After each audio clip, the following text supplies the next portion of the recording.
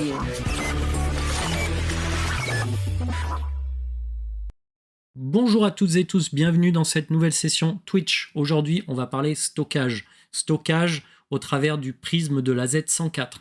Donc dans la Z104, sachez que vous aurez à peu près 15 à 20% des questions qui concerneront ce qu'on va voir ensemble aujourd'hui. Donc on va aborder énormément de sujets pour être transparent avec vous. Et ces sujets, on va les retrouver tout simplement au travers de mon agenda que j'ai préparé pour vous, à votre attention. Donc qu'est-ce qu'on va voir aujourd'hui ? Donc, dans la première partie, on va parler du compte de stockage, qui est ni plus ni moins que le disque dur de vos données dans le cloud public Azure. Donc un compte de stockage, on verra qu'il contient 4 services différents, tout ce qui est blob, tout ce qui est queue, tout ce qui est table et tout ce qui est partage réseau au travers de SMB ou NFS. Ensuite, on parlera des 6 méthodes de réplication qui vous sont proposées par Microsoft pour pouvoir augmenter la disponibilité de vos données, sachant que dans ces 6 méthodes de réplication, il y en a 4 qui sont multi-régions. Donc on va parler de géoréplication ensemble. Ensuite, on parlera des performances du compte de stockage, on verra qu'il y en a un standard, un premium. Puis après, on attaquera tout ce qui est blob. Donc un blob, c'est ni plus ni moins qu'un fichier, un JPEG, un PowerPoint, un MP4, tout ça, ou un MP3, tout ça, c'est des fichiers qui sont représentés dans des blobs, et un blob est dans un conteneur. On verra aussi que pour gérer le niveau d'accès au blob, on peut passer par du hot, du cool ou de l'archive. On parlera de tout ce qui est lifecycle management et immutable. Immutable, très important, surtout en cas d'attaque informatique. Dans la troisième partie de cette session, on parlera de la sécurité de vos données. Donc là, qu'est-ce qu'on va aborder ? On va aborder tout ce qui est chiffrement au repos au travers de Storage Service Encryption, SSE. On parlera des SAS, des SAT, des rollerback pour accéder à vos données qui sont stockées dans un storage account. Quatrième partie de cette session, on attaquera le sujet des partages réseau, SMB ou NFS au travers de Azure File. Et enfin, on terminera cette session par 3 outils que vous devez connaître pour la certification. AZCopy, qui est un outil en ligne de commande qui permet de copier des données depuis votre réseau on-premise dans un storage account, mais même entre 2 storage accounts. Donc AZCopy, c'est le successeur, pour ceux qui ont connu il y a 15-20 ans, de Robocopy ou Xcopy. On parlera aussi d'un service import-export et on terminera par Azure Storage Explorer, qui est un client lourd que vous pouvez installer sur votre poste de travail, qui va vous permettre de manager toutes vos données au travers d'une seule et même interface. Donc autant vous dire que vous êtes déjà une quinzaine dans la session, il y a énormément de choses qu'on va voir aujourd'hui et ça va être très intense. Je dirais que ça va être une session très intense. Comme d'habitude, si je parle trop vite, vous n'hésitez pas à me le dire dans le chat. Si vous avez des questions, vous n'hésitez pas à les poser. Si je ne suis pas clair, il faut aussi me le dire. Il n'y a aucun problème là-dessus. Voilà ce que j'avais à vous dire concernant cette petite introduction. On va rentrer dans le vif du sujet. Donc vous le savez, moi, mon credo, c'est de vous aider à réviser la certification. Dans ce cadre-là, j'aime bien faire des schémas et j'aime bien faire des démos. Donc avec moi, vous aurez que des démos, que des schémas, mais pas de slide PowerPoint. Et justement, en parlant de design, de schéma, on va attaquer directement dans le vif du sujet. Donc là, cette fois, vous voyez normalement mon écran qui concerne la tablette. Donc, dans Azure, dans un compte de stockage, vous pouvez stocker 3 types de données. Donc ça, c'est la base de la base. Donc, dans un compte de stockage, qu'est-ce qu'on va retrouver ? On va retrouver les données qu'on appelle structurées. Donc, les données structurées, c'est basé sur des lignes, des colonnes, etc. Typiquement, c'est les bases de données SQL. Ça, c'est une donnée structurée, avec un format bien spécifique qui est toujours le même. Par exemple, le langage SQL va permettre de faire un select étoile from table pour récupérer toutes les informations d'une table. Et donc, on est basé sur, encore une fois, des lignes, des colonnes, des clés, des valeurs qui sont toujours les mêmes. Deuxième possibilité, les données qu'on appelle semi-structurées. Donc, dans les données semi-structurées, on va retrouver des fichiers type XML, JSON, YAML, comme vous le voyez à votre écran. Donc, par exemple, le fichier YAML, il est utilisé dans le cadre de Kubernetes. C'est un fichier manifeste qui va nous permettre de décrire le déploiement qu'on veut instancier sur mon cluster Kubernetes. Et puis, on a les fichiers qu'on appelle, les structures pardon, de data qu'on appelle non structurées. Et là, on va retrouver tout ce qui est blob. Donc un blob, bah, c'est un fichier, tel qu'on l'entend. C'est un JPG, c'est un PowerPoint, c'est un document Word. Et ce blob va toujours être stocké dans un conteneur. Et alors, quand je dis le mot conteneur, en français, faut pas croire que je parle de conteneur Docker. C'est vraiment un conteneur, c'est l'équivalent d'un dossier, d'un répertoire. Et un blob, c'est vraiment l'équivalent d'un fichier. Et donc, au final, bah, le blob est contenu dans un conteneur, qui est un dossier, et ce même conteneur est contenu dans un compte de stockage. Et sur votre poste de travail, surtout si vous avez un poste de travail Microsoft, vous avez le C2 qui correspond à votre disque dur, le C2 user qui correspond à un répertoire user, et dans le répertoire user, vous avez peut-être un fichier. Et ben, c'est exactement la même hiérarchie pour un compte de stockage. Le compte de stockage, on va dire que c'est l'équivalent du C2. Votre dossier user, c'est l'équivalent d'un conteneur, et le fichier qui est dans le dossier user, c'est l'équivalent d'un blob. Donc un compte de stockage, au final, il peut contenir ces trois types de données, ces trois structures de données. Structure, structurée, semi-structurée et non structurée. Ici, on se retrouve avec un compte de stockage que je vais créer avec vous un peu plus tard, qui, regardez, va vous proposer 4 services. Donc normalement, hop, je zoome. Voilà, vous avez 4 services qui sont proposés dans un compte de stockage. Au final, il y en a 5, qui est tout ce qui est manage disk, mais on ne va pas en parler tout de suite. Le premier service, c'est à base de conteneurs et de blobs. Donc dans un conteneur, c'est un dossier, j'ai des fichiers. Donc tout ce qui est images, documents, audio, etc.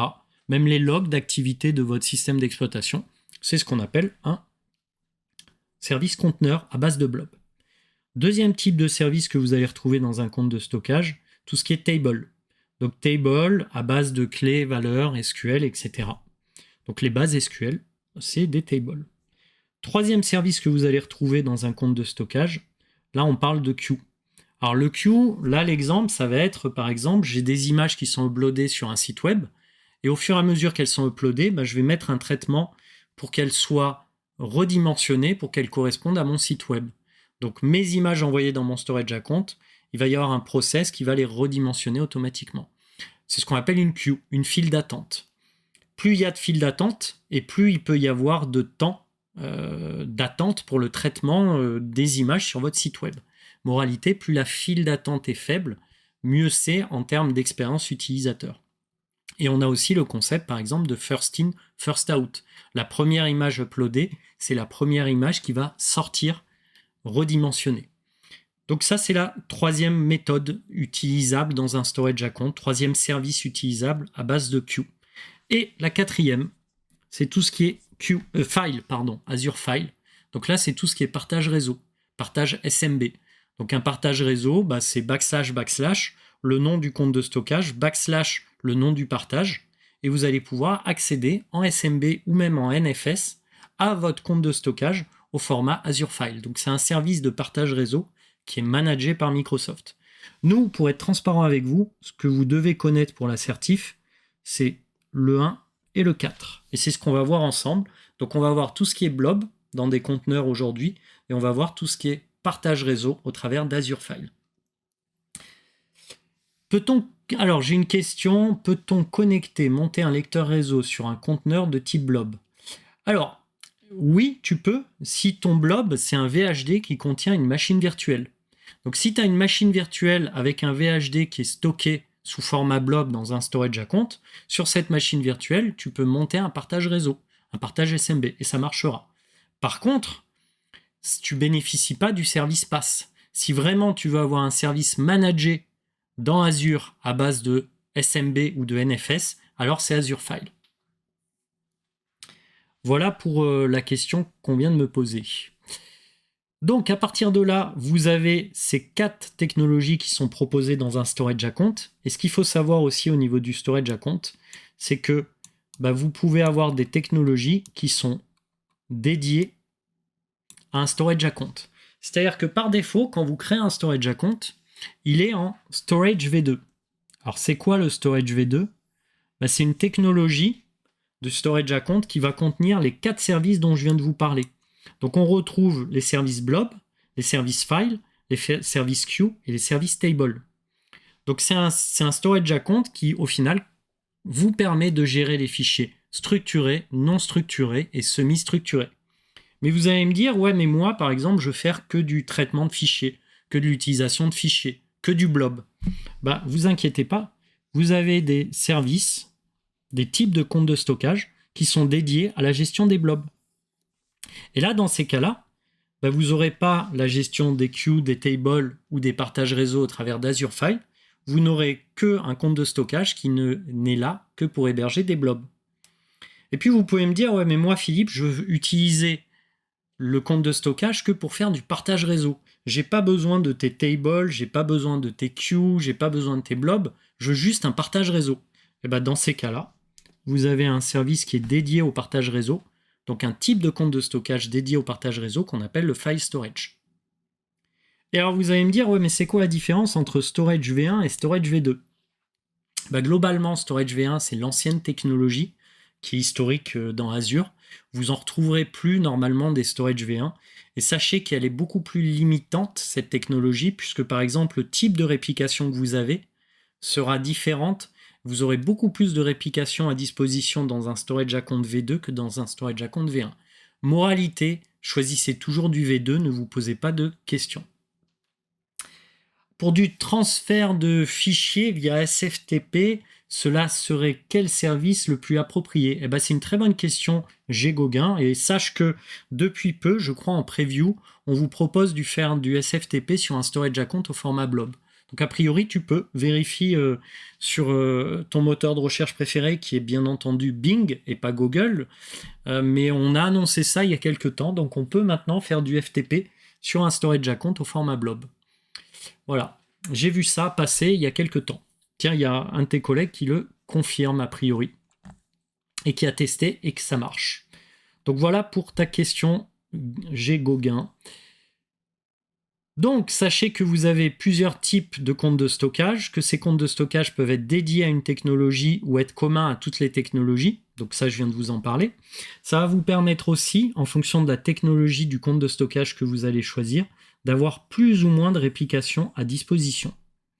Et alors là, on va retrouver un autre concept à connaître absolument pour l'assertif.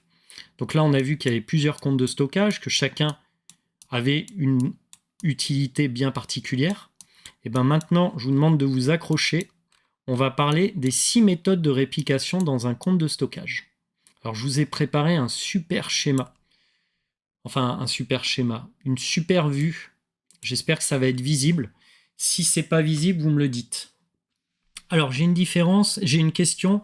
Quelle différence entre blob storage et blob storage ? Alors en fait, il y a plein de différences. En gros, tu as dans un compte de stockage, tu as des blobs, mais ces blobs, ils peuvent être soit page blob, soit block blob, soit append blob. Un append blob, c'est un blob qui est très souvent utilisé par Azure. Par exemple, c'est pour tout ce qui est journaux d'activité sur ton compte de stockage. Par exemple, si tu as une VM qui a des journaux d'activité, le journal de sécurité, le journal applicatif, elle est tout le temps en train d'écrire dedans. Donc ça va être un type de blob qui va être fréquemment accédé en lecture et écriture. C'est ce qu'on appelle les append blobs. Ensuite, tu as les block blobs qui sont les blobs les plus communs pour des tailles de fichiers standards. Et après, tu as les page blobs, sans trop rentrer dans les détails, c'est pour les tailles de fichiers qui font plusieurs gigas, voire plusieurs téraoctets. C'est pour ça qu'il y a différents blobs dans une même technologie, par rapport à la question de mmunta22. Donc, quand vous avez un compte de stockage, vous avez plusieurs méthodes de réplication. Et alors, ces méthodes de réplication, ici, elles sont au nombre de 6. Donc, la première méthode à disposition, quand vous avez un compte de stockage et que vous voulez répliquer des données, c'est la méthode qu'on appelle LRS. Donc, dans la méthode LRS, hop, alors je sais que c'est un peu petit, je vais agrandir ça. Dans la méthode LRS, vous allez avoir 3 copies de vos données qui vont être dans le même data center d'une région. Alors, dans mon beau schéma, j'espère qu'il est visible, vous avez deux régions. Vous avez la première région, c'est North Europe, et la deuxième région, c'est West Europe. Donc à gauche, vous avez North Europe, à droite, vous avez West Europe. Imaginez dans North Europe, qui est représenté par Dublin, d'accord ? Dans North Europe, je vais un peu zoomer, comme ça tout le monde va voir, je vais avoir ici 6 data centers. Alors, j'ai DC1, DC2, DC3, DC4, DC5, j'aurais pas dû en mettre autant, et DC6. Donc j'ai 6 data centers, vous le voyez. Ces 6 data centers, on va regrouper 2 par 2, chacun d'eux, dans ce qu'on appelle des zones de disponibilité. Donc là, je vais avoir Z1, Z1 comme zone 1, Z2 et Z3. Et entre chacune des zones, messieurs, dames, je vais avoir plusieurs kilomètres.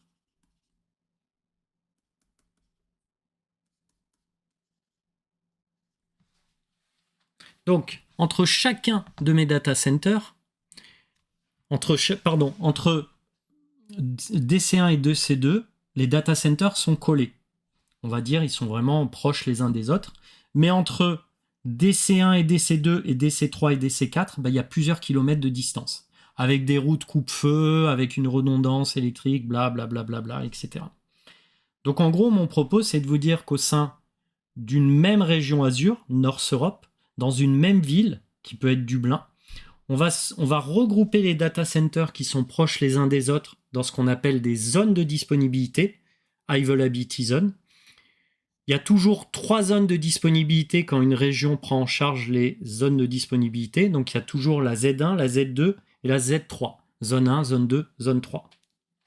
Et entre chacune de mes zones, il y a plusieurs kilomètres de distance. Alors à quoi ça sert ? Ça sert que si jamais j'ai un problème dans DC1, imaginez j'ai un feu dans DC1 et ce feu se propage à DC2, on est sûr que le feu ne va pas se propager à DC3, DC4, DC5, DC6. Pourquoi ? Parce qu'ils ont plusieurs kilomètres de distance. Et donc ça va nous permettre concrètement d'avoir des zones de disponibilité qui vont augmenter la disponibilité générale du service associé. Alors, il y a une très bonne vidéo qui est proposée par Microsoft qui permet de mieux comprendre le concept. Je vais vous envoyer le lien d'ailleurs, parce que je pense que ça peut vous intéresser. Donc hop, je vous partage mon autre écran. Je vous envoie le lien de cette vidéo. D'ailleurs, il y a une très bonne musique dessus. Et dans cette vidéo, je vous encourage à la regarder après la session. On vous explique un peu les technologies utilisées. Et là, vous voyez, hop, il y a eu un peu de son. Je vais désactiver le son de mon écran. Voilà. Ici, vous voyez normalement une zone de disponibilité qui est représentée à la limite par 4 data centers.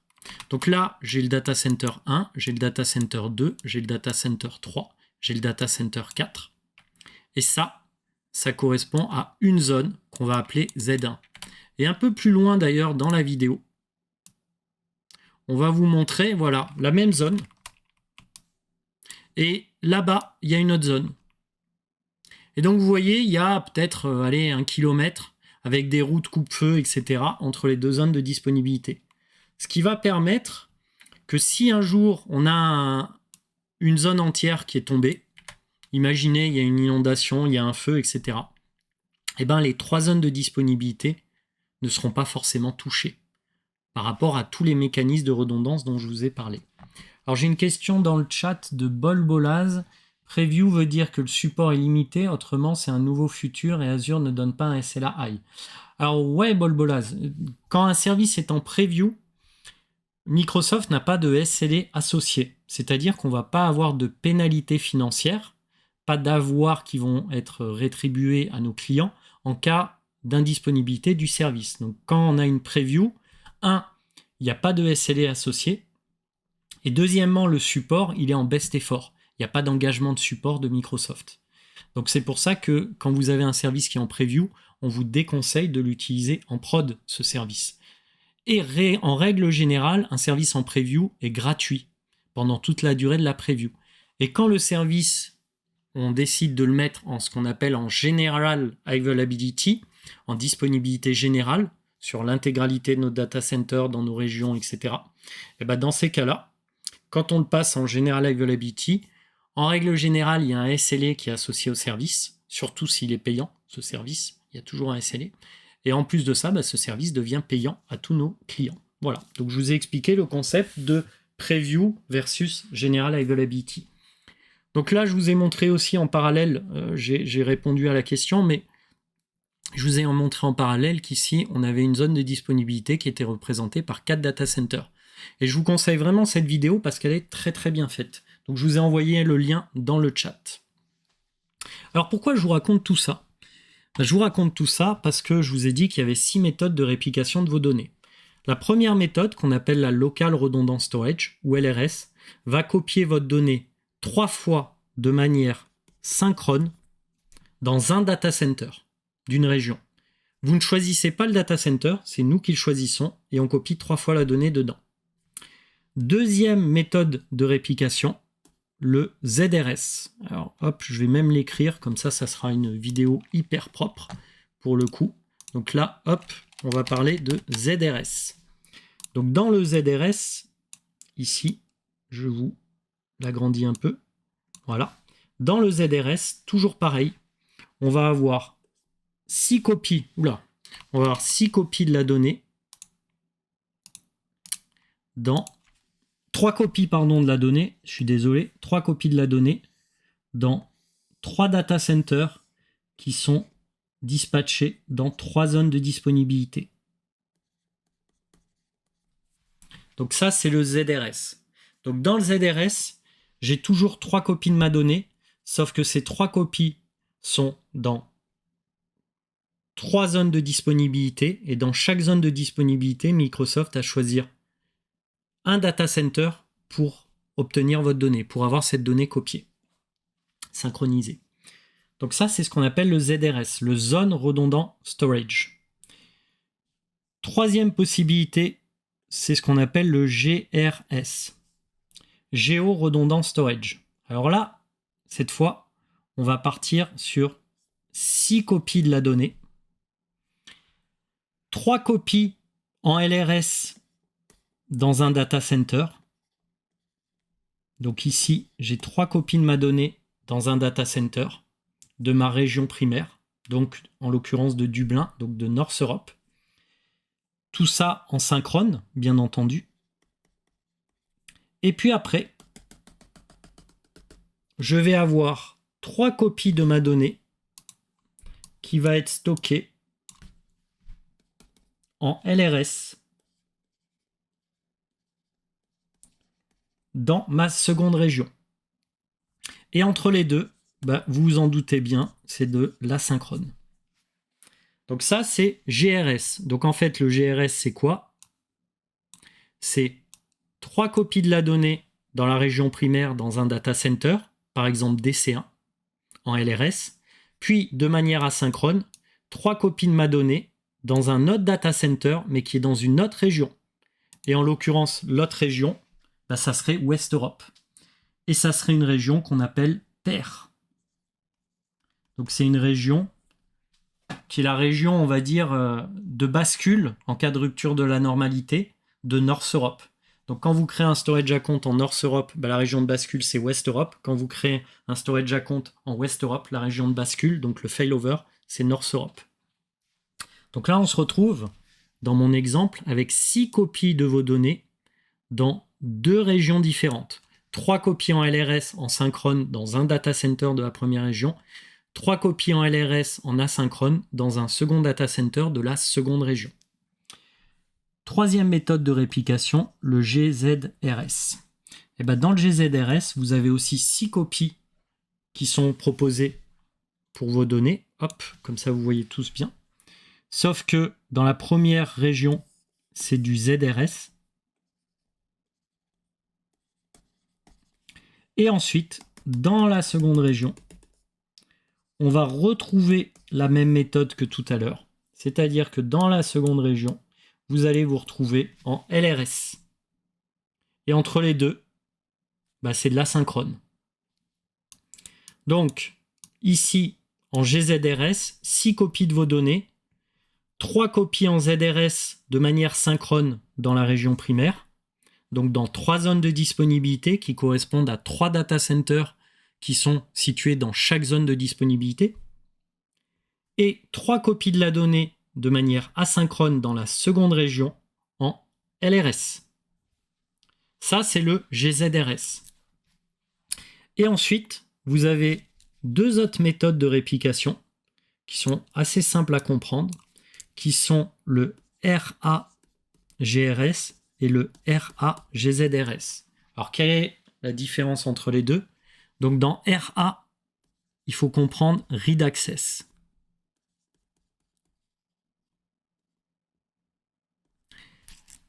Ça veut dire quoi? Ça veut dire que en RA, vous allez vous retrouver à ce que votre région primaire, avec votre compte de stockage en GRS, soit toujours disponible. Bien entendu, mais que en même temps, vous avez dans la seconde région la possibilité de lire les données à tout moment à partir d'une URL qui vous est communiquée par Microsoft. C'est-à-dire que quand vous êtes en Read Access, à tout moment, vous avez accès en lecture à la seconde région. Alors vous allez me dire à quoi ça sert. La première réponse, c'est imaginez, vous avez un logiciel de comptabilité et vous avez un audit sur ce logiciel. Et les auditeurs ont besoin d'accéder en lecture aux informations qui sont dans ce logiciel. Plutôt qu'ils utilisent l'accès au storage account de la région primaire, vous aurez les auditeurs qui accéderont tout le temps à la région secondaire et au storage account qui contient les données répliquées de manière asynchrone depuis la région primaire. Donc ça, c'est le premier cas d'usage. Deuxième cas d'usage, vous avez une application. Cette application, vous voulez une haute disponibilité de celle-ci, mais vous voulez que si jamais la région primaire dans laquelle elle est hébergée sur un compte de stockage, si cette région primaire, elle tombe, vous voulez pouvoir basculer en mode dégradé sur la région secondaire pour que vos utilisateurs continuent à utiliser cette application en lecture. Moralité, qu'est-ce que j'essaie de vous dire? C'est que quand vous êtes en RA, en Read Access, la région secondaire est tout le temps disponible en lecture seule. Alors que quand vous êtes en GRS ou en GZRS, ça n'est que quand vous basculez dans la seconde région que vous aurez accès en lecture et écriture à vos données. Alors qu'en RAGRS ou en RAGZRS, vous avez tout le temps un accès en lecture à vos données dans la seconde région, même sans avoir déclenché un basculement, donc ce qu'on appelle un failover.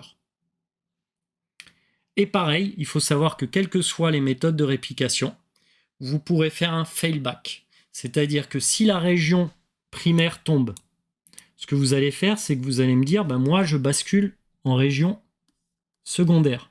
Vous faites ce qu'on appelle un failover. Ce failover, 2 cas de figure. Soit il est déclenché par les équipes de Microsoft. Par exemple, Microsoft se rend compte que la région est tombée. Il déclenche le failover de vos storage accounts de North Europe vers West Europe. Donc ça, c'est la première possibilité. Et deuxième possibilité, c'est vous qui déclenchez le failover manuellement. Donc il y a toujours la possibilité de faire un failover de la région primaire vers la région secondaire. Mais il y a aussi la possibilité de faire l'inverse, c'est-à-dire de faire un failback. Une fois que la région primaire redevient up, rien ne vous empêche de repasser vos données dans la région primaire. Donc ça, ce qu'on vient de voir ensemble, c'est fondamental et c'est les 6 méthodes de réplication que vous avez à disposition. Alors bien entendu, plus la méthode de réplication va contenir de réplicas de vos données, par exemple 6, plus la donnée va être chère à répliquer, puisque vous allez payer la lecture-écriture d'un deuxième storage account dans une seconde région, la bande passante, etc. Bref, mon propos, c'est de vous dire, plus vous allez répliquer vos données, plus ça va vous coûter cher. Et au final, ce qui coûte le moins cher dans Azure, c'est le local redondant storage. Vous l'avez compris. Quand on fait du local redondant storage, on n'a que 3 copies de la donnée dans un seul data center. Donc on a une moins bonne disponibilité des données théoriques, donc le SLA sera moins élevé.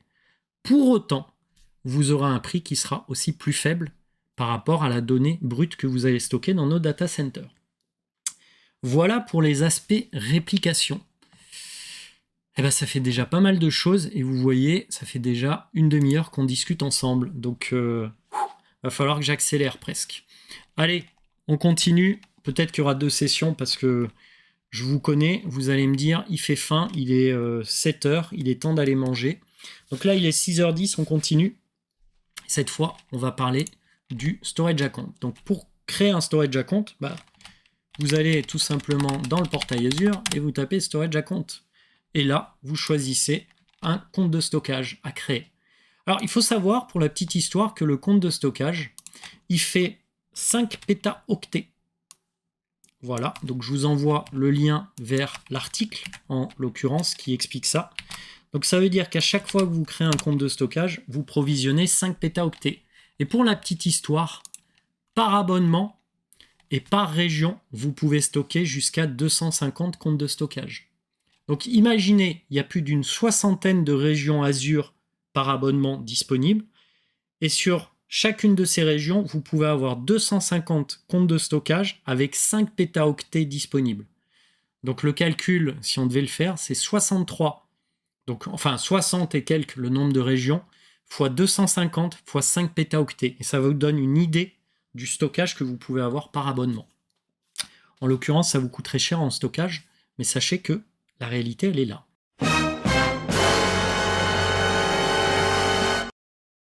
Donc ici, pour créer mon compte de stockage, je choisis mon abonnement, le Mordor, je choisis mon groupe de ressources.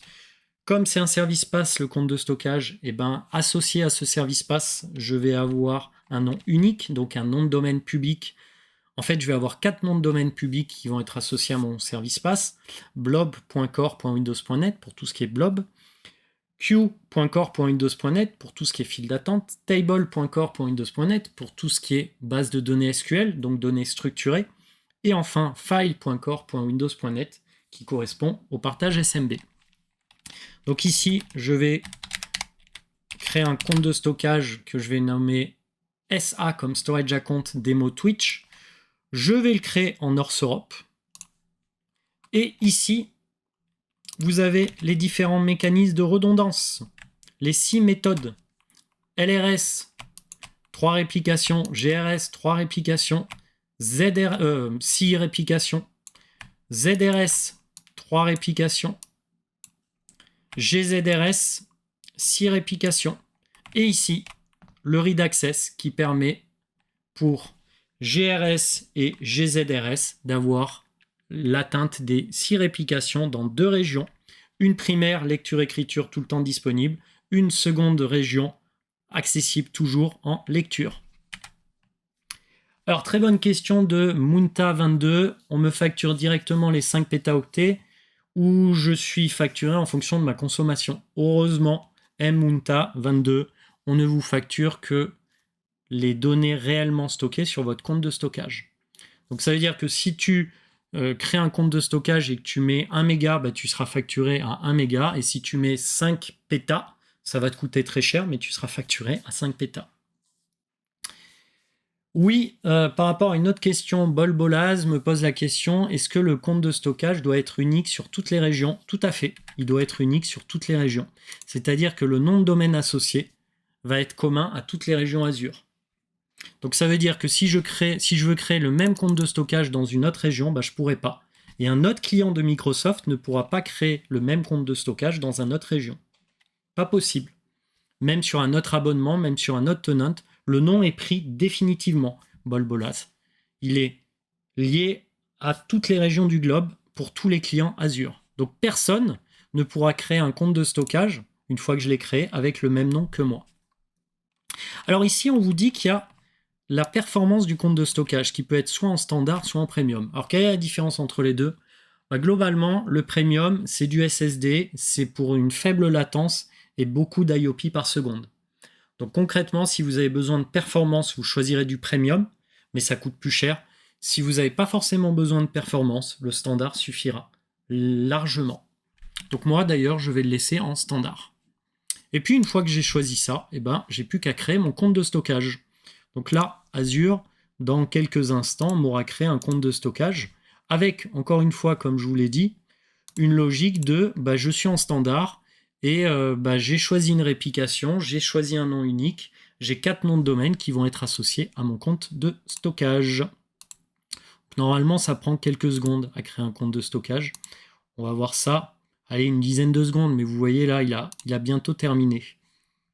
Ça, c'est pour la création du compte de stockage avec le nom unique qui est associé. Donc on a vu les différents services d'un compte de stockage, les différentes réplications qui sont au nombre de 6, les performances standard premium. Et bien maintenant, on va rentrer dans le vif du sujet des blobs sur les comptes de stockage. Donc ici, j'ai mon compte de stockage qui est créé. Et vous voyez, je l'ai créé en RAGRS, qui est l'option par défaut. Donc ça veut dire que la région primaire, c'est North Europe. J'y ai accès en read-write. Et la région secondaire, j'aurai toujours accès en read access à celle-ci, puisque je suis en RAGRS. Et le storage account est en V2.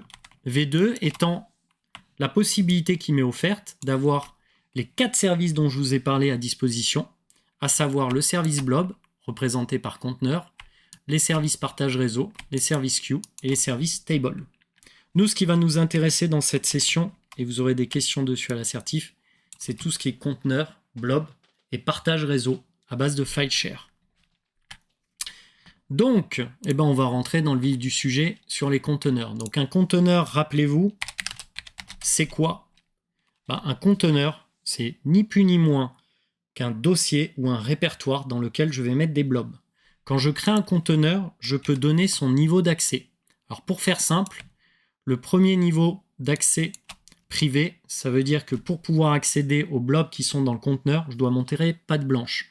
Donc concrètement, il va falloir que j'utilise ce qu'on appelle une SAS, une SAT, une access key. Bref, on verra ça tout à l'heure. Mais en gros, le conteneur, il ne sera jamais anonyme, ni son contenu. Dans blob, vous aurez accès en lecture aux blobs qui sont dans le conteneur, si vous connaissez l'URL exacte. Et en mode conteneur, là, cette fois, vous aurez accès en anonyme, en lecture, aux blobs et aux conteneurs associés. Donc ce qui va nous intéresser là, c'est que je vais créer en mode anonyme le conteneur. Donc ça veut dire que si quelqu'un connaît l'URL de mon conteneur et du blob qui veut accéder, il pourra. Et vous allez voir que ça va m'arranger pour la démo. Donc là, mon conteneur image, la première chose que je vais faire, c'est que je vais uploader un blob à l'intérieur. Donc pour uploader un blob, typiquement, je vais uploader un blob qui correspond à une image. Alors cette image, ça va être l'image de mon bureau. Donc là, j'upload le blob. Et je vous ai dit qu'un compte de stockage avait 4 noms de domaine qui étaient associés: blob.core.windows.net, table.core, blablabla. Et en fait, si j'ai raison, alors il suffit de connaître le nom du blob, le nom de mon conteneur et le nom de mon compte de stockage, et je vais pouvoir accéder à mon blob. Donc mon compte de stockage, il s'appelle SA-demo Twitch. Donc là, il suffit que je mette https sa-demo twitch.blob.core.windows.net / mon conteneur image / alors le blob c'était du bureau.jpg. Et là, j'accède bien à mon blob. Donc on voit bien mon bureau qui est associé. D'ailleurs, c'est l'ancienne photo de mon bureau. Bref, vous avez compris la logique. On se retrouve avec l'accès à un blob de manière anonyme dès lors où on connaît son URL. Bon, alors, normalement, on ne devrait pas avoir à s'embêter. On devrait aller tout simplement au niveau du blob. Vous allez dans Properties. Et dans Properties, vous allez avoir à disposition l'URL d'accès à mon blob. On la retrouve ici, cette URL. Et vous pouvez la copier et la mettre dans le navigateur. Donc vous voyez, j'ai créé un conteneur en mode anonyme, j'ai mis un blob dans ce conteneur. Quand je connais l'URL, j'accède à ce blob. Alors justement, ce blob, vous le voyez, il est marqué en hot. Alors ça veut dire quoi? Ça veut dire que par défaut, quand vous allez uploader un fichier sous format blob dans un conteneur, ce fichier va être en hot. Et ça veut dire quoi le hot? Parce que c'est ça la question. En fait, Azure, dans ses storage accounts, va gérer 3 niveaux d'accès à ces données. Le niveau hot, c'est pour des données qui sont accédées fréquemment. Par exemple, le journal d'événements d'une machine virtuelle, typiquement, c'est du hot. C'est-à-dire qu'on va écrire et lire les données fréquemment, tous les jours, plusieurs fois par minute, etc. Ça peut être aussi une présentation PowerPoint que vous faites tous les jours à un ensemble de clients. Du cool, on estime que c'est pour des données qui ont, allez, on va dire une trentaine de jours. Par exemple, imaginez, vous êtes commercial et tous les mois, vous faites une revue de votre pipe avec votre manager. Donc, vous ouvrez le même document tous les mois. Donc là, on se retrouve dans ce qu'on appelle du cool. Et puis, vous avez le niveau archive, où là, vous vous engagez à ce que pendant 6 mois, donc 180 jours, vous n'accédez pas à la donnée.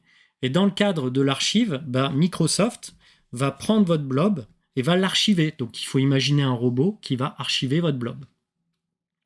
Donc une donnée, elle peut être soit hot, soit cool, soit archive.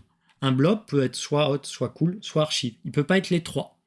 Par contre, vous allez me dire, ouais, mais pourquoi par défaut c'est du hot quand tu mets un blob?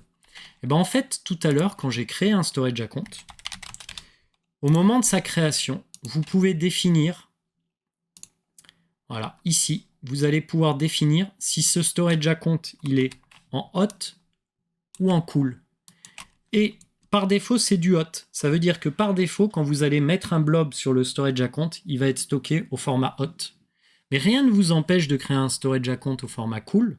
Et dans ces cas-là, la donnée, elle va être en cool par défaut quand vous allez l'uploader. Et alors vous allez me dire, mais ça sert à quoi d'avoir du hot, du cool? Je comprends pas trop le principe. En fait, le niveau d'accès, l'access tiers à votre donnée, va avoir un impact dans 2 domaines. D'abord sur le SLA associé à l'accès à votre donnée. Donc si vous êtes en hot, le SLA sera plus élevé que si vous êtes en cool. Et deuxièmement, ça va avoir un impact sur le coût de stockage de la donnée. Pour vous donner un ordre d'idée, tiens, on va le regarder sur la calculatrice. Donc, si je prends ici 1 teraoctet de données sur mon storage account, et ces données, elles sont chaudes. Le coût de 1 teraoctet de données chaudes, ça correspond à peu près à 21 $ par mois. Ces mêmes données froides, on passe à 15 $. Donc, on le redit, données chaudes 1 teraoctet, 21 $. Les mêmes 1 teraoctet en froid, 15 $. Et si je parle d'archives, on est à 1 $ par mois. Donc ça va avoir une influence sur le SLA associé à la donnée et bien entendu sur le coût du compte de stockage. Oula, j'ai plein de questions. Il y a quoi comme débit utilisable derrière un accès hot? D'ailleurs, c'est quoi comme techno? Alors, il y a quoi comme débit utilisable? En fait, le débit ne va pas avoir d'influence sur le niveau d'accès. Par contre, ça va avoir une influence sur le coût du stockage de la donnée ainsi que sur le SLA associé. Ensuite, ce qui va avoir une influence sur SSD, pas SSD, c'est le niveau de votre compte de stockage. Quand vous créez un compte de stockage, vous définissez premium ou standard. Typiquement du premium, ça va être du SSD qui est derrière.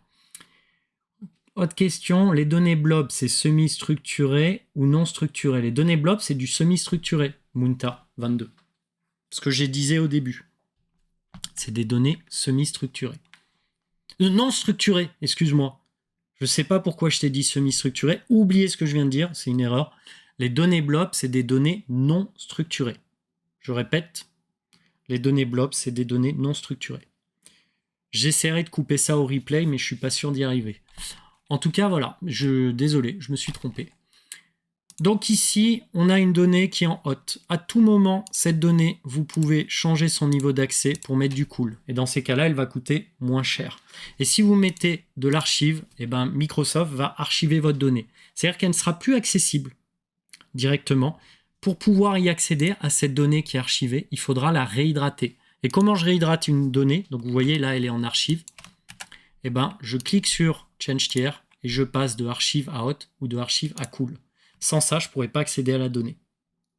Donc, il est possible d'archiver une donnée, mais si vous réhydratez la donnée avant la période de 180 jours, il va y avoir une pénalité qui va être associée à la donnée. Et là, vous voyez, c'est bien beau tout ce que je vous raconte, mais c'est manuel.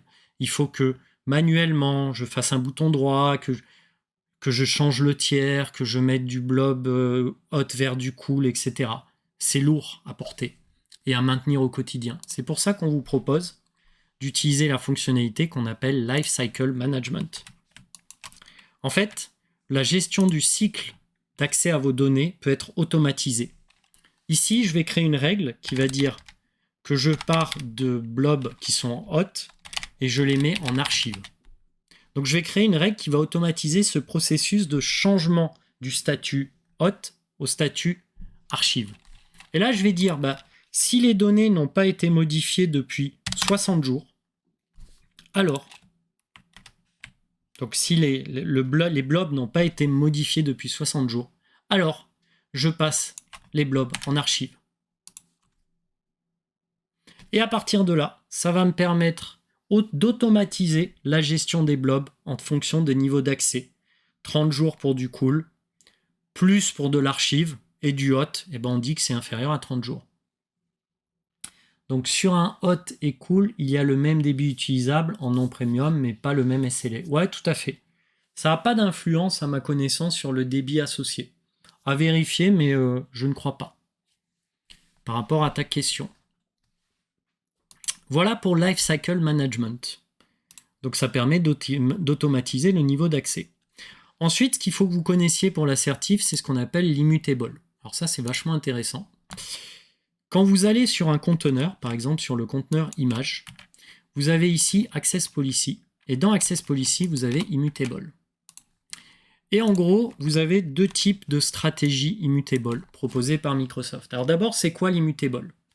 L'immutable, c'est une fonctionnalité qui vous permet de protéger la gestion, la suppression ou la modification de vos blobs. Concrètement, ça veut dire quoi ? Ça veut dire que vous avez des blobs. Ces blobs, quand ils sont mis dans un conteneur en immutable, ils ne seront accessibles qu'en lecture. Donc ils ne pourront pas être modifiés, ils ne pourront pas être supprimés pendant, par exemple, en time-based retention, 7 jours. Donc si je définis l'immutable sur le conteneur image, pendant 7 jours, tous les blobs que vous allez uploader dessus ne pourront être ni modifiés ni supprimés. Ils pourront être lus, ils pourront être écrits, donc vous allez pouvoir lire ces blobs, vous allez pouvoir écrire des nouveaux blobs, mais une fois qu'ils sont écrits dans le conteneur image, ils ne seront ni modifiables ni supprimables pendant ces 7 jours-là. Et le legal hold, concrètement, c'est quoi ? C'est que tant que j'active cette fonctionnalité, les blobs qui sont déposés dans le conteneur image ne seront ni supprimables ni seront modifiables. Il n'y a pas de limite de temps. En fait, c'est tant que la fonctionnalité est activée sur le conteneur image. Donc ça, c'est pour l'immutable. Et c'est pratique, par exemple, pour stocker vos backups. Imaginez, vous êtes victime d'une attaque. Moi, j'ai une entreprise, j'ai eu un client dernièrement qui a été victime d'une attaque. Et la première chose qu'ont fait les hackers, c'est qu'ils ont supprimé toutes les sauvegardes. Ils les ont pas chiffrées, ils les ont pas cryptoloquées, ils les ont supprimées. Et avec l'immutable, ça va vous permettre d'éviter ce genre de désagrément. Pourquoi ? Parce que dès que vous allez faire un backup, celui-ci ne pourra pas être supprimé, par exemple, pendant 7 jours. Et il ne pourra pas être modifié non plus pendant 7 jours. Donc l'immutable, c'est très pratique en termes de sécurité. Une autre fonctionnalité de sécurité que vous devez connaître, c'est important, pour l'assertif, mais même pour vous, c'est que depuis quelques temps maintenant, on vous permet d'avoir ce qu'on appelle le soft delete. Alors moi, je compare ça à une corbeille. Le soft delete, c'est quoi ? C'est que quand vous supprimez un blob, ce blob est stocké dans une corbeille temporairement pendant, par défaut, 7 jours. Ce qui va vous permettre de restaurer le blob qui aurait été supprimé soit de manière malveillante, soit par erreur par un utilisateur de votre réseau, par exemple. Donc le soft delete, c'est très pratique puisque c'est une corbeille qui vous permet de restaurer des blobs qui auraient été supprimés. Et puis, depuis peu, on vous permet aussi de backuper, donc de sauvegarder un storage account.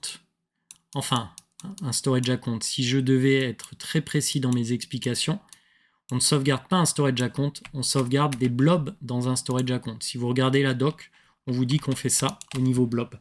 Donc, on peut aussi sauvegarder dans ce qu'on appelle un Recovery Service Vault vos data, vos blobs qui sont stockés sous format blob, donc dans un storage account.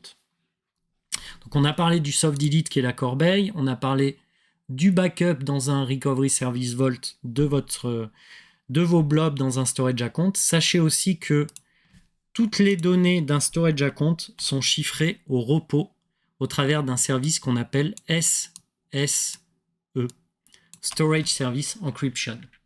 Et par défaut, la clé de déchiffrement, elle est stockée par Microsoft et managée par Microsoft, mais vous pouvez très bien la stocker dans un Key Vault, qui est le coffre-fort de vos secrets, tokens d'accès, certificats, etc. C'est un service qui est managé par Microsoft.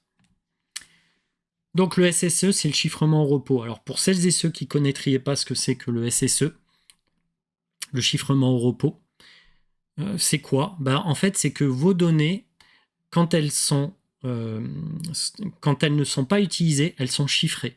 Et au moment où vous allez vouloir lire vos données ou écrire vos données, on va les déchiffrer. Donc c'est ce qu'on appelle le chiffrement au repos. Tant qu'elles sont inutilisées, elles sont chiffrées. Au moment où on veut y accéder, on va les déchiffrer. Donc ça, c'était ce que je vous ai montré là, c'était ce qu'on appelle le service SSE.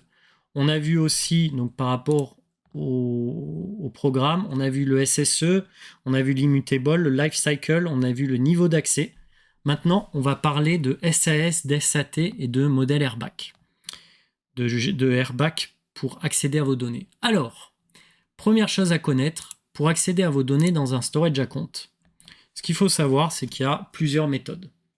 La première méthode, la plus connue, c'est de passer par ce qu'on appelle l'access key. Donc l'access key, vous avez toujours deux clés d'accès pour accéder à l'intégralité de votre storage account, qu'on appelle la key 1 et la key 2.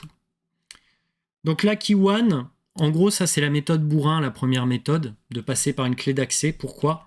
Parce que ça vous donne accès à l'intégralité des données qui sont sur votre storage account. Que ça soit au niveau blob, au niveau file share, au niveau queue, au niveau table. Si vous avez une key 1 ou une key 2, vous avez accès en lecture, écriture, en modification, etc. à l'intégralité des données qui sont sur votre storage account. Moralité, on vous déconseille d'utiliser la key 1 ou la key 2. Et encore moins de coder une application qui aurait dans son code l'accès à un storage account via une key 1 ou une key 2. Si vraiment vous devez l'utiliser, utilisez la key 1. Et puis si elle est compromise, utilisez la key 2 pour récupérer l'accès à vos données. Mais encore une fois, évitez cette méthode. Mais elle existe. C'est l'équivalent, moi je dis souvent, c'est l'équivalent du root, du super admin dans un réseau. Vous avez accès à l'intégralité des données sur un storage account. Ça, c'est la première méthode d'accès à vos données.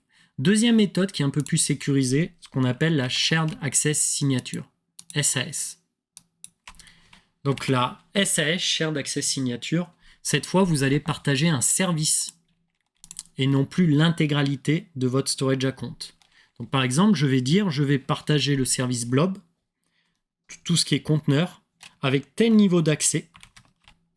Donc voilà les permissions. Je pourrais ajouter, supprimer, écrire, lire les données, etc.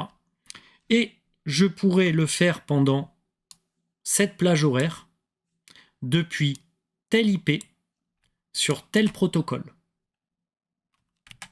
Et là, à ce moment-là, vous allez choisir la key 1 et vous allez générer une chaîne de connexion qu'on appelle une connexion string qui va être basée sur la key 1 mais qui ne va pas contenir votre key 1. La key 1, elle est utilisée pour signer la chaîne de connexion, ce qui va permettre de sécuriser le partage d'un service de votre storage account suivant des droits spécifiques pendant un temps spécifique depuis tel IP spécifique et depuis tel protocole, HTTPS ou HTTP.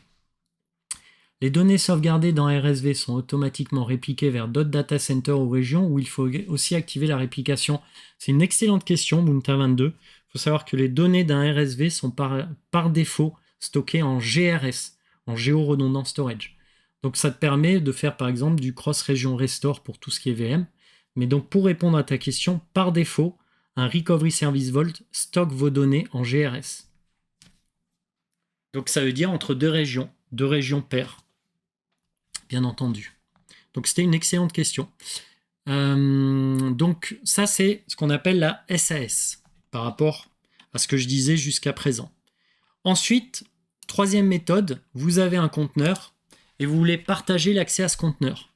Dans ces cas-là, vous allez aller dans une SAT, Shared Access Token, et la SAT, c'est exactement pareil que la SAS, sauf que elle est associée à un conteneur unique, qui est le conteneur image dans ce cas-là. Elle est elle aussi basée sur la key 1 ou la key 2. Elle est elle aussi basée sur des permissions qui vont être valables pendant un temps prédéfini, depuis une IP prédéfinie et depuis un protocole prédéfini.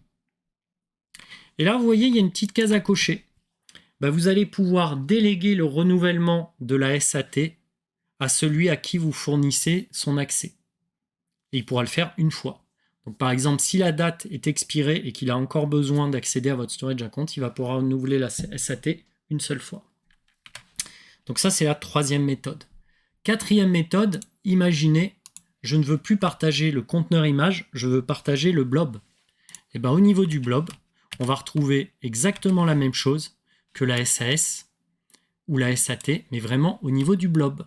Donc cette fois, c'est le blob qui va être partagé suivant les méthodes que je viens de vous expliquer pendant le temps que vous avez défini sur tel protocole, depuis telle IP et pendant tant de temps et avec telle permission. Donc ça, c'est une SAS au niveau blob. Donc ça fait 4 méthodes possibles pour accéder à votre donnée. Cinquième méthode, Access Control IAM. Donc là, concrètement, au niveau du conteneur, vous voyez, je suis au niveau du conteneur. En fonction de mon rôle dans l'entreprise, donc là, il y a des rôles qui sont dédiés à l'accès aux données. Par exemple, Storage Blob Data Contributor, qui va vous permettre de lire, d'écrire et de supprimer des blobs dans des conteneurs. Et vous allez pouvoir, sur le conteneur image, avec votre compte AAD, donc avec votre email professionnel ou personnel, pouvoir manager l'accès à vos données en lecture, en écriture, en suppression, etc. sur le conteneur image. Donc ça, c'est la cinquième méthode.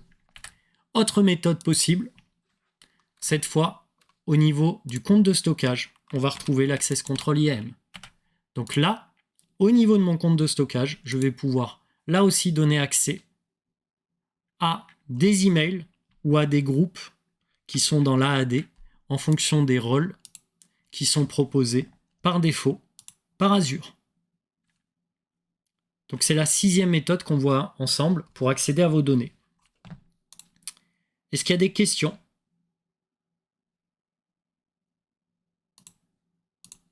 Pas de questions pour l'instant ? Non.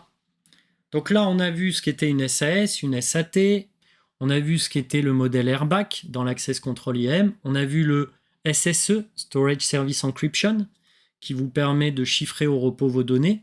On a vu le Soft Delete, qui est la corbeille associée à mes blobs. Quand je supprime un blob, il reste dans une corbeille pendant par défaut 7 jours.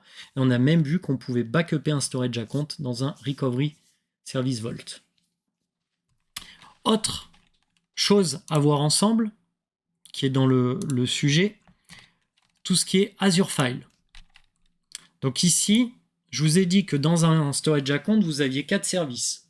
Les blobs, les partages réseau, qu'on appelle les file share, les queues et les tables. Et bien là, on va voir les partages réseau.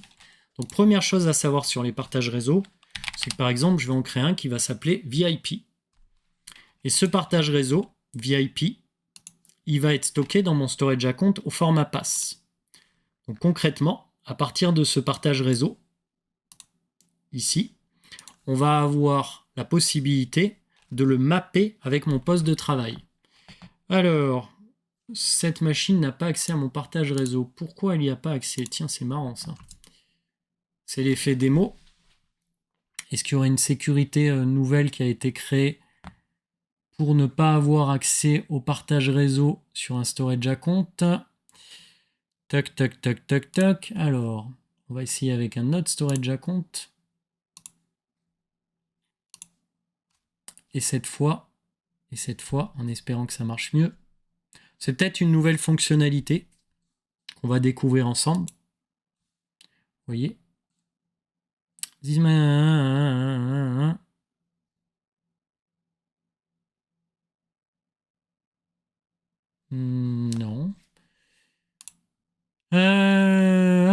pourquoi il ne veut pas m'afficher le contenu de mon partage réseau?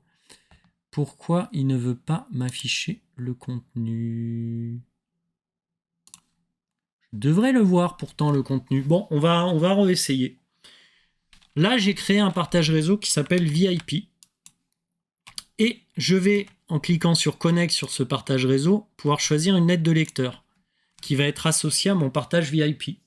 Par exemple, je vais choisir la lettre L. Et pour accéder à mon partage réseau, je vais utiliser mon Access Key, ma fameuse Key 1 ou ma fameuse Key 2. Alors, restriction IP, Vincent, je ne crois pas, objectivement, mais à voir, peut-être qu'il y a une nouvelle fonctionnalité qui le désactive. Je l'aurais vu passer, mais bon. En tout cas, je peux quand même faire un mappage, a priori, sur la lettre L. Et là, je vais demander à Azure de m'afficher le code associé au mappage de mon partage réseau. Donc à partir de là, je vais ouvrir un bloc-notes et je vais copier le code dans mon bloc-notes pour mapper mon partage réseau sur mon poste de travail. Ensuite, je vais ouvrir une fenêtre PowerShell avec vous et je vais, allez, pas tout copier, mais je vais copier premièrement les accès à mon storage account et deuxièmement la création de la lettre de lecteur sur le L2 point sur mon storage account. Et là, logiquement, si tout va bien, et si le port 445 est ouvert sur mon poste de travail, ça va me permettre de mapper mon partage réseau sur mon poste. Et donc, je vais normalement avoir une nouvelle lettre de lecteur qui va apparaître quand il voudra bien.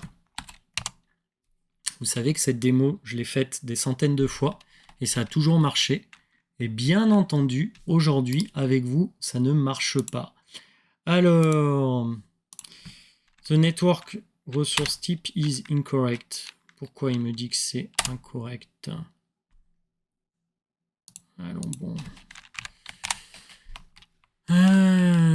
Toc, toc, toc, toc, toc. Est-ce que effectivement, comme dit Vincent, ça serait pas un problème d'ouverture de flux réseau?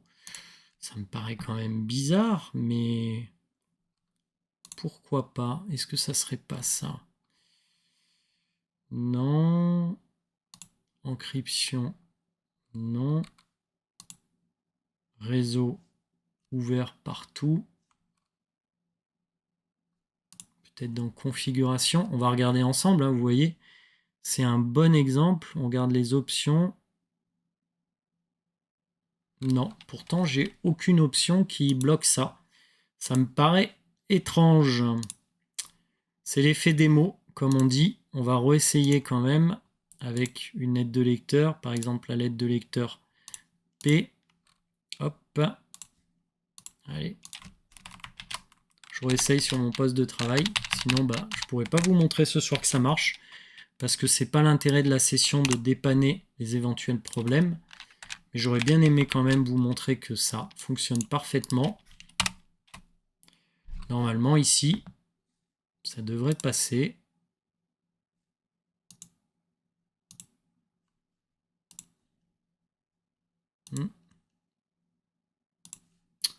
Bon, logiquement ici, la lettre de lecteur P devrait être mappée. Et une fois qu'elle est mappée, ça devrait me permettre de vous montrer que sur mon partage réseau, j'ai pu mapper mon storage account. Network resource type is incorrect. Bon, écoutez, là, ça va être l'effet démo, ça va être échec là-dessus. Mais peut-être que je referai une session pour vous montrer que ça marche. Bizarre. Alors, ce n'est pas lié avec la signature d'accès partagé que tu viens de monter. Non, parce que j'ai essayé sur un autre compte de stockage. Et ça fait pareil. Qu'est-ce qu'il y a d'autre? Ouais, ça fonctionne bien de ton côté, j'ai Gauguin. Ouais, mais j'ai mon VPN qui n'est pas monté, là. Donc je pense que il faudrait que je monte mon VPN. Je pense que le problème, il vient de mon VPN côté mon poste de travail. Il n'est pas monté. Je pense que c'est lié à mon VPN. Donc il faudrait que je redémarre ma machine, etc. Faites-moi confiance, ça marche. Mais là, je ne peux pas vous faire la démo jusqu'au bout. Désolé. C'est comme ça. Ça arrive. Ici, donc, dans VIP je vais pouvoir, juste pour la petite histoire, créer des snapshots de mon partage réseau. C'est ici. Et je vais même pouvoir créer un backup de mon partage réseau dans un Recovery Service Vault. Et je vais même pouvoir planifier mon backup. Donc ça peut être intéressant aussi de voir que on se retrouve avec un partage réseau qui est monté sur mes postes de travail de mon entreprise, mais qu'en plus de ça, ce partage réseau il est backupé dans un service pass qui s'appelle Azure Backup. Et ça, je vous encourage à regarder un de mes anciens replays Twitch sur le sujet. Donc voilà pour les partages réseau. Donc dans le programme, on a vu les comptes de stockage, le niveau de réplication, les blobs, la sécurité des données, le partage réseau Azure File. On va terminer cette session, et on est pas mal dans les temps, sur différents utilitaires à connaître pour la certification. Donc le premier utilitaire, c'est AZCopy. Alors peut-être que vous avez connu sur Windows NT, Windows 2000, la copie de fichiers entre différentes partitions. Et cette copie de fichiers, entre différentes partitions d'un même serveur ou d'un même poste de travail, on utilisait à l'époque des commandes type Xcopy ou Robocopy. Peut-être que vous avez connu ça, les plus anciens. En tout cas, moi j'ai connu ça dans les années 2000. Ça ne me rajeunit pas, mais pourtant c'est le cas. Et AZCopy, c'est le successeur d'Xcopy ou Robocopy, sauf qu'il va vous permettre, depuis votre poste de travail, de copier des données dans un compte de stockage, ou alors de piloter la copie de données entre deux comptes de stockage. Donc comment il marche? La première chose à faire, il faut se loguer. Donc il faut faire un AZCopy login. À partir de là, Microsoft me dit va sur cette URL. Donc vous voyez, je vais sur l'URL et rentre le code suivant. Et je rentre le code suivant. Et à ce moment-là, il va me demander de m'authentifier. Donc là, je vais m'authentifier avec mon compte Microsoft. Donc je prends un compte dans l'Azure Active Directory qui correspond à un email. Je suis en train de m'authentifier, ne vous inquiétez pas. Et il va me demander d'approuver l'authentification depuis mon smartphone. Donc là, je vous demande une seconde, je vais chercher mon smartphone. Voilà, donc à partir de mon smartphone, hop, je vais rentrer le code à l'écran que j'ai moi. Et automatiquement, hop, je suis connecté. Donc là, typiquement, je me suis authentifié sur mon portable et je suis connecté. Une fois que je suis connecté, je vais taper la commande AZCopy copy. Je vais lui dire quel répertoire copier. Par exemple, user phpayola / c2.user phpayola. Et ensuite, il va me dire dans quel compte de stockage le copier. Et c'est là où on va passer à la seconde étape, qui va être de dire, hop, je vais aller sur un conteneur, par exemple le conteneur image. Je vais récupérer à partir de ce conteneur image une SAT qui va être valable sur tel IP pendant tant de temps sur tel protocole. Donc voilà l'URL de ma SAT ou de ma SAS en fonction. Et normalement, je copie ça comme ça. Donc je copie-colle l'URL de ma SAS ou de ma SAT de mon conteneur image directement dans mon invite de commande et il va prendre mon répertoire c2.user phpayola et il va le copier dans le conteneur image de mon storage account. Alors, j'utilise encore Robocopy aujourd'hui. Vincent ou Philou IT, vous les utilisez. Moi, je l'ai utilisé pendant des années. Et la question de Vincent, l'authentification, c'est du MFA. C'est sur mon smartphone, tout à fait Vincent.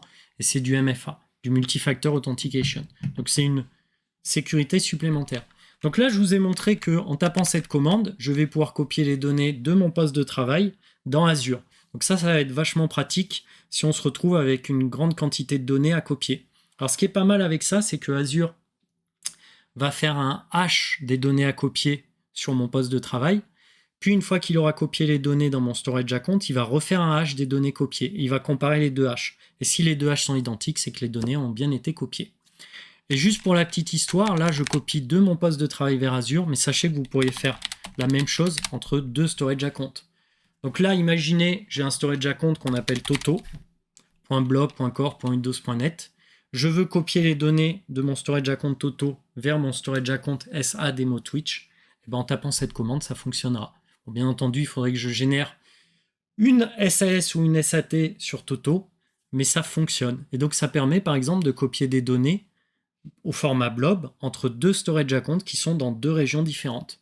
Alors bien entendu, il ne va pas copier les données sur mon poste de travail pour les copier vers l'autre storage account. Tout va être piloté entre les deux storage accounts, donc ça va rester dans les backbones Microsoft pour ce type de commande.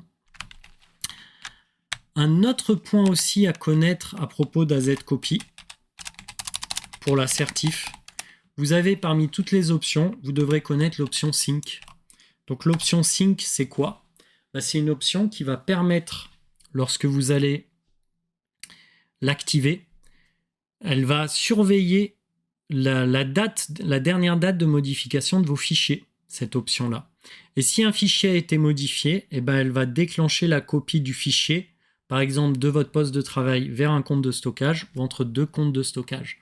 Donc la version Sync, en fait, vous la mettez en tâche planifiée sur votre serveur Windows ou dans votre cron tab sur un serveur Linux, et elle va vérifier de manière régulière tous les fichiers modifiés, et dès qu'un fichier est modifié, elle va lancer la copie vers un autre storage account. Donc ça, c'est l'option Sync. Voilà pour AZCopy. Il nous reste 10 minutes. On va parler maintenant d'une autre fonctionnalité disponible qui s'appelle Azure Storage Explorer.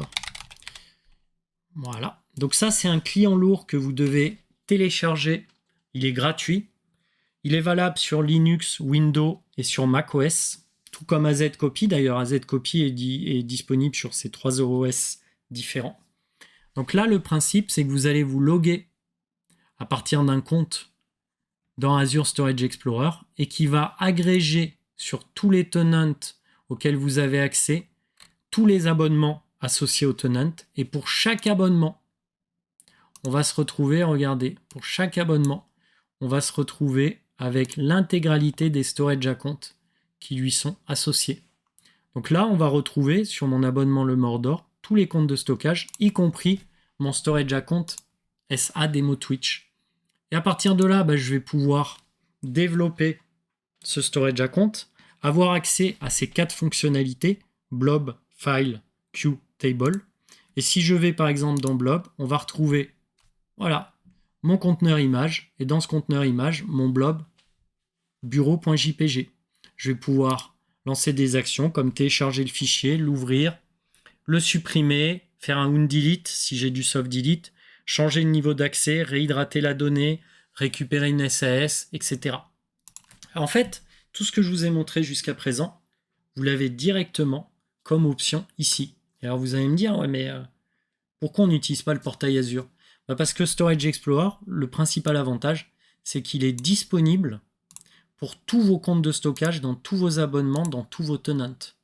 Le problème du portail Azure, c'est que dans l'interface, je n'ai accès qu'à un seul compte de stockage à la fois.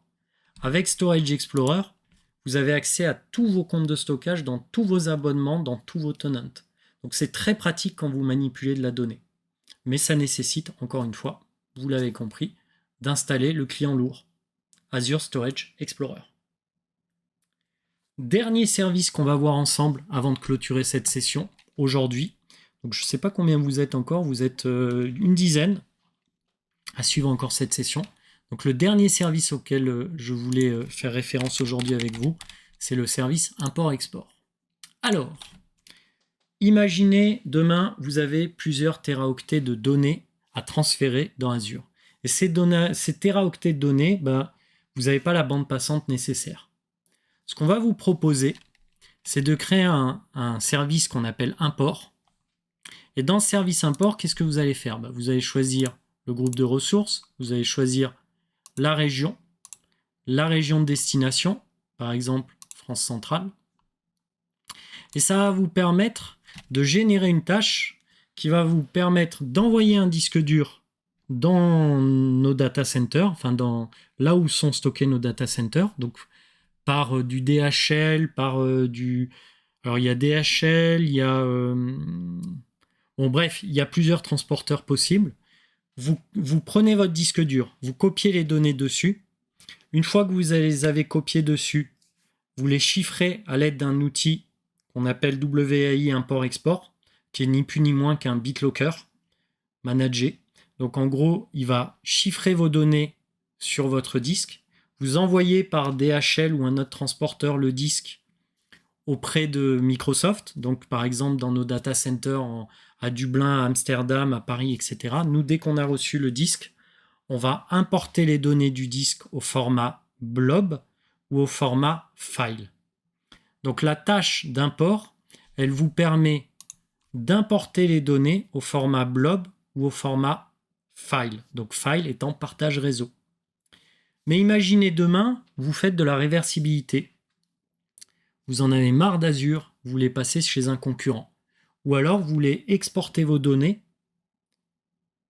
et les récupérer dans un disque dur qu'on va vous envoyer.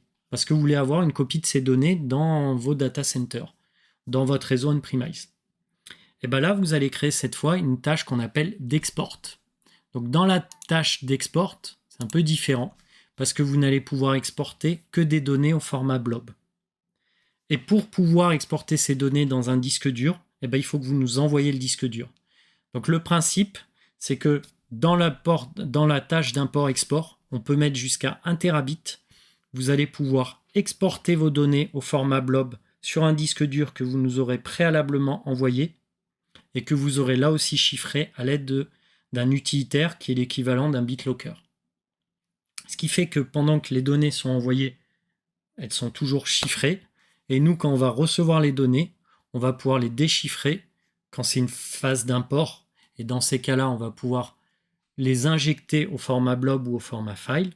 Et quand vous voulez exporter vos données, donc depuis nos data centers vers votre réseau on-premise, dans un disque dur, dans ces cas-là, là aussi, vous nous envoyez un disque dur qui est chiffré à l'aide de BitLocker. Donc là, regardez, ici, on revient, la tâche d'import, on spécifie le nom du job, par exemple import 2 Tera. Je spécifie vers quelle région, donc là ça serait Paris. Je télécharge l'utilitaire qui va chiffrer mes données. Je lui spécifie dans quel compte de stockage je veux importer mes données. Et puis après, eh ben, je spécifie, voilà, le transporteur, UPS, DHL, FedEx, je donne les informations, etc. Et je crée la page d'import.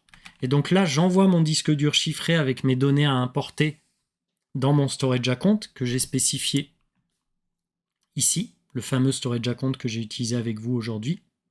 Et inversement, eh ben, je peux me retrouver aussi à tout moment à vouloir faire une tâche qu'on appelle d'export cette fois. Donc je reviens en arrière. Je crée une tâche d'export dans un groupe de ressources. Hop. Et donc dans la tâche d'export, bon, j'ai mis un peu n'importe quelle valeur. Ce qu'il faut voir, voilà, c'est qu'ici, je spécifie export 1 Tera par exemple. Et là, rebelote, je choisis le compte de stockage et je peux exporter que des blobs. Donc retenez, pour importer des données, c'est soit sous format blob, soit sous format partage réseau. Pour exporter des données, c'est uniquement au format blob. Voilà ce que j'avais à vous dire là-dessus. Autre point, je vous partage dans le chat les différentes méthodes de redondance de données. Vous savez, le fameux schéma que je vous ai montré tout à l'heure, ce schéma-là, en fait, quelque part, il est très bien explicité dans l'article que je viens de vous envoyer dans le chat. Donc ça, c'est l'autre point que je voulais voir avec vous. Un dernier point avant de vous libérer. Donc cette session Twitch est terminée. Merci de vous être rendu disponible. N'hésitez pas, à vous mettre en tant que follower sur ma chaîne Twitch, à vous abonner à ma chaîne YouTube. À bientôt. Salut!